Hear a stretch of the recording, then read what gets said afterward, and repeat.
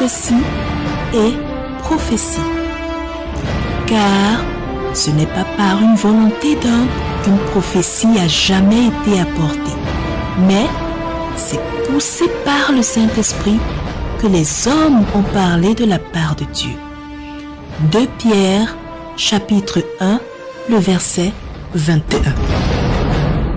Ce que vous allez suivre concerne l'accomplissement d'une prophétie en 2 phases. La première phase a été accomplie et postée sur la chaîne YouTube Bambaiba le 24 février 2025 et la deuxième phase qui s'est accomplie en ce jour le 21 avril 2025 et je vous prie de suivre.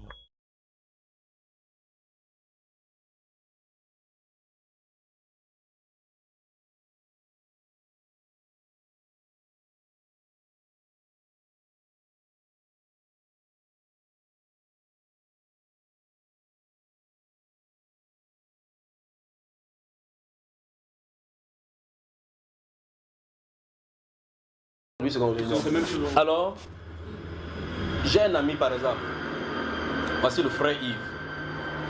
S'il souffre, je suis son ami. Je dois avoir pitié de lui, je dois avoir compassion de lui, même s'il ne sait pas Dieu.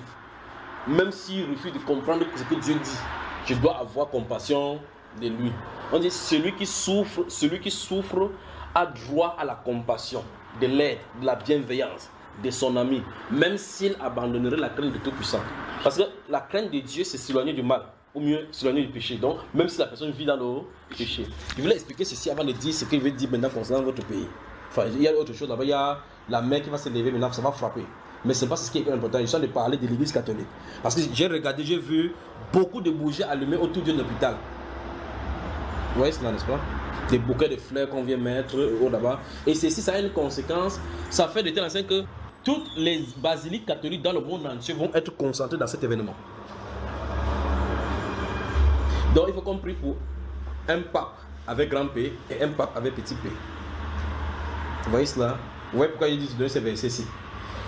Ces gens-ci sont dans le mal.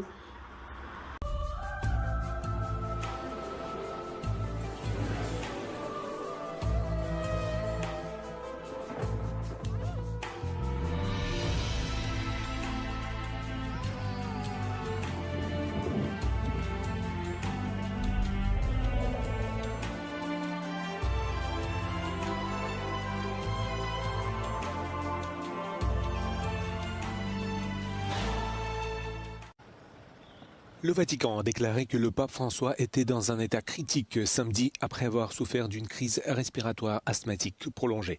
C'est la première fois que le mot critique a été utilisé par le Vatican pour décrire l'état de santé du pape depuis son hospitalisation le 14 février. Le pape François a dû recevoir de fortes doses d'oxygène et des transfusions sanguines après que les analyses de sang ont révélé qu'il souffrait d'une anémie. Les médecins qui s'occupent du pape argentin ont prévenu que son état pourrait encore se détériorer, ajoutant qu'il pourrait potentiellement développer une septicémie, une grave infection du sang qui peut entraîner la défaillance d'un organe ou la mort. François a été hospitalisé d'urgence le 14 février après l'aggravation d'une bronchite qui durait depuis une semaine. Le souverain pontife souffre d'une maladie pulmonaire chronique et est sujet aux bronchites pendant la saison hivernale.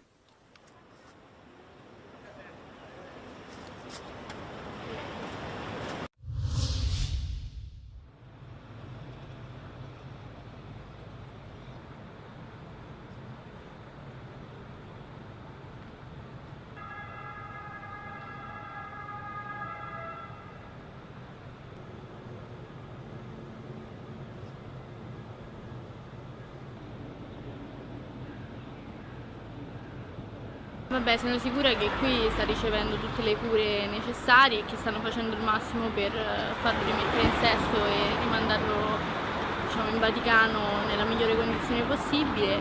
Speriamo che ce la faccia e gli mandiamo un pensiero noi che siamo qui tutti i giorni. Speriamo che si rimetta quanto prima. Ci auguriamo questo e una preghiera anche per lui.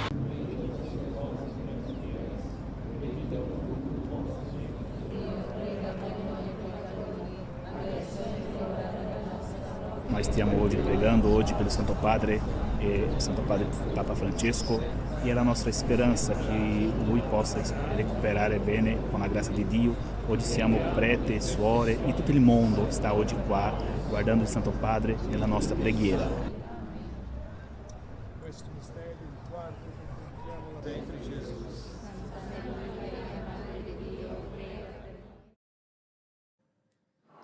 Pour la deuxième semaine consécutive, le pape François n'est pas apparu place Saint-Pierre pour réciter l'Angélus. À l'heure de la messe ce dimanche, les fidèles venus nombreux s'inquiètent. Nous sommes très préoccupés. On est venu là pour prendre de ses nouvelles. On espérait pouvoir l'écouter de sa fenêtre, mais il n'est pas bien. Espérons que Dieu lui vienne en aide. On prie pour lui. On prie comme le monde entier prie pour lui. Ce couple en visite à Rome pour la première fois espérait le voir aujourd'hui. Lui qui occupe pour eux une place si particulière. J'aime la façon dont il prêche. Je l'aime vraiment. Pour moi, c'est un des meilleurs papes qu'il y ait jamais eu. J'espère qu'il va se rétablir. Ce matin, dans la basilique Saint-Pierre, c'est l'archevêque Fisichella qui remplaçait le pape à la messe organisée dans le cadre du Jubilé des diacres. Bien qu'il soit dans un lit d'hôpital, nous le sentons proche de nous.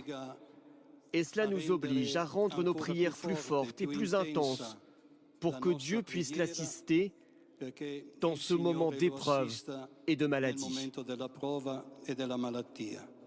Des prières que les fidèles portent chaque jour aussi à l'hôpital Gemelli de Rome, où François est soigné depuis 10 jours maintenant.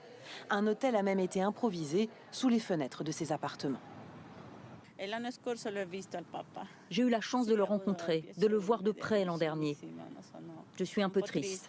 Ce matin pour l'Angélus, le pape a tout de même tenu à délivrer un message par écrit dans lequel il indique qu'il poursuit son hospitalisation en suivant les traitements nécessaires. Suite à ce message, l'homme de Dieu, le frère Junior, a fait une publication sur la partie rubrique communautaire sur la chaîne YouTube Bambaiba. Il a écrit un communiqué, je cite: « Dans quelques jours, le fil est coupé, mais ils ne diront pas d'abord la vérité. Jusqu'à ceux qui font souvent le Congo-ça, entre parenthèses, journalistes, lâchent le secret dehors avant qu'ils ne viennent confirmer ensuite. Mais que se cache-t-il? Pourquoi voudront-ils occulter le départ de ce patriarche? Souvenez-vous de la prophétie, le pape, et de la plus récente. Il est temps de lire très bien Daniel chapitre 7, Apocalypse 13 et 17, ainsi que 2 Thessaloniciens 2 et 4. Mais notre espérance à nous est Jean chapitre 14, verset 1 à 2. Gloire au Seigneur Jésus. Je ferme la citation, la publication de notre frère, l'homme de Dieu, le frère Junior. Et gloire au Seigneur Jésus pour ce jour nouveau. En ce jour, le 21 avril 2025, la prophétie qui a été écrite dans la rubrique communautaire a été accomplie.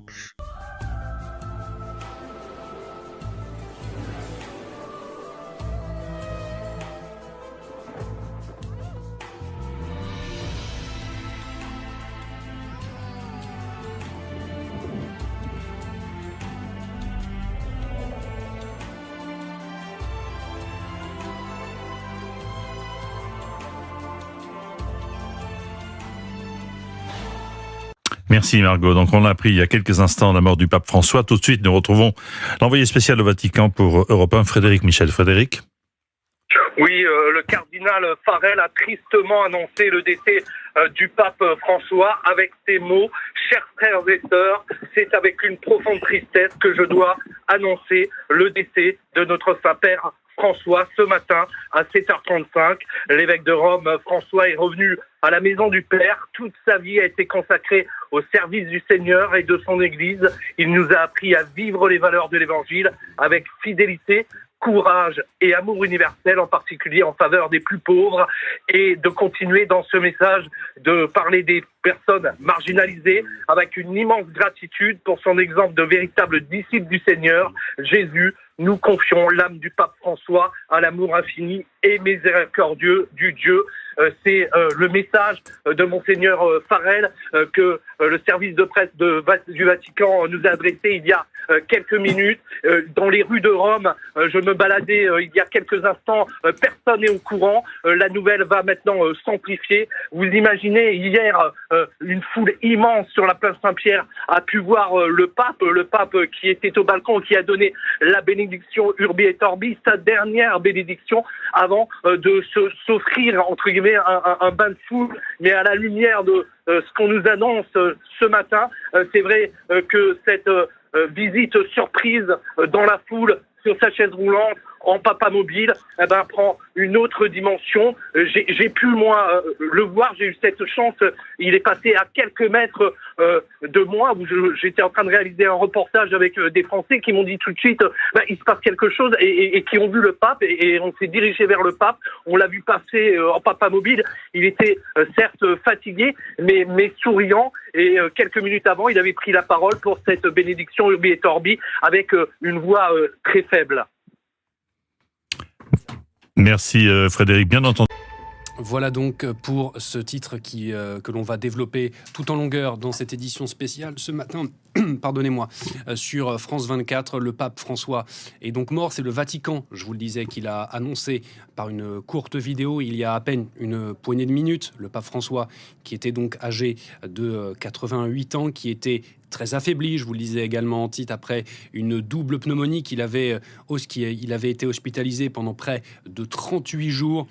On va tout de suite prendre la direction de Rome, où nous attend notre correspondante sur place, Natalia Mendoza. Bonjour Natalia.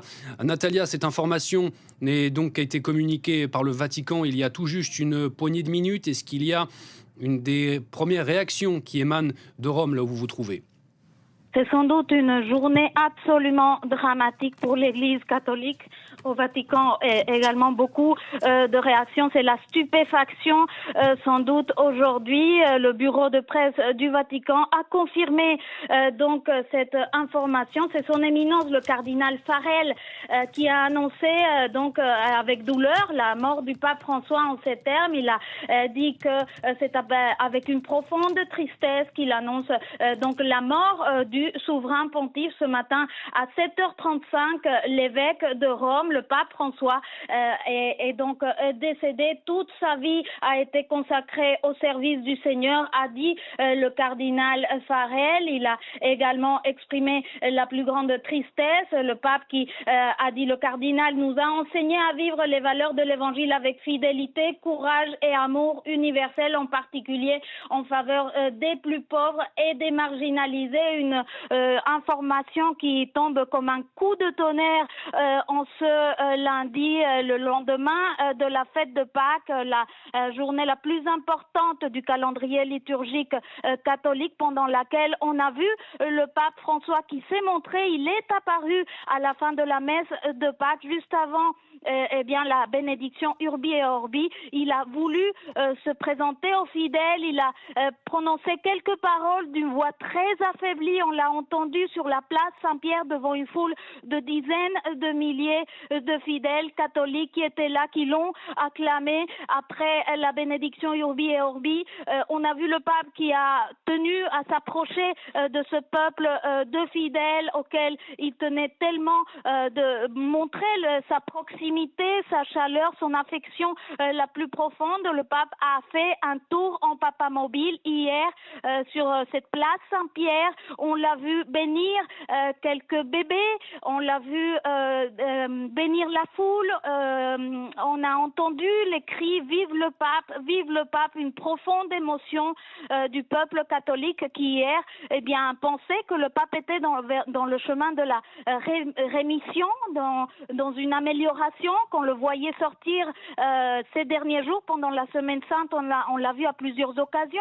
À la fin de la messe du dimanche des Rameaux, il a également apparu pour bénir la foule. Jeudi Saint, il s'est rendu dans une prison romaine pour s'entretenir avec un groupe de détenus. Et puis samedi, on l'a vu faire un tour, une brève visite dans la basilique Saint-Pierre pour prier, pour se recueillir dans une des chapelles de cette basilique. Et donc, vraiment, on pensait qu'on se trouvait dans une situation d'amélioration de l'état de santé du pape de 88 ans suite à sa récente hospitalisation. Il a passé 38 jours à l'hôpital Gemelli à Rome, mais aujourd'hui, on voit bien que la guerre contre la maladie, la pneumonie pulmonaire, semble l'avoir perdu. Le pape François, qui est donc décédé, c'est ce qu'annonce ce matin le Vatican. Et on reviendra vous voir. Quand l'Esprit parle, prêtons oreille, car Dieu parle cependant, tantôt d'une manière, tantôt d'une autre, et très souvent, l'on n'y prend point garde.